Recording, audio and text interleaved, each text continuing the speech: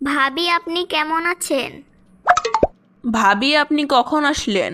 আচ্ছা আপনি দাঁড়িয়ে আছেন কেন? সোফায় বসেন।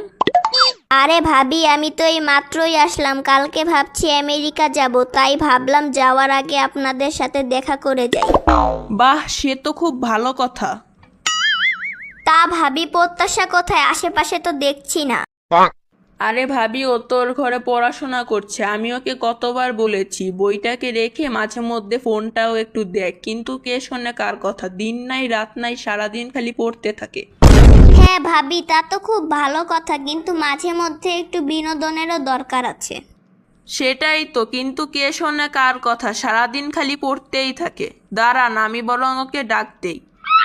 আচ্ছা ঠিক আছে ভাবি, ডাকেন। এই প্রত্যাশা, বইটা রেখে একটু এদিকে আয়, দেখ তোর আন্টি এসেছে।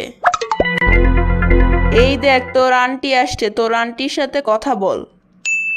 আন্টি আপনি কেমন আছেন?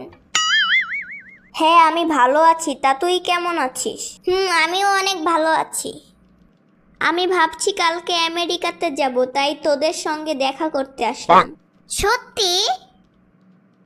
হ্যাঁ সত্যিই যাব। প্রত্যাশা, আমেরিকা থেকে তোর জন্য কি আনবো?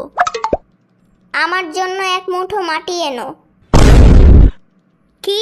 সবাই মোবাইল, ঘড়ি আর ল্যাপটপ চায়, আর তুই চাস মাটি? আমার জন্য মাটি আনবে, আমি অন্য কিছু চাই না। কেন? আমি এটা চাই কারণ তোমার দেয়া এক মুঠো মাটিতে পা রেখে বলবো আমিও একদিন আমেরিকার মাটিতে পা রেখেছিলাম।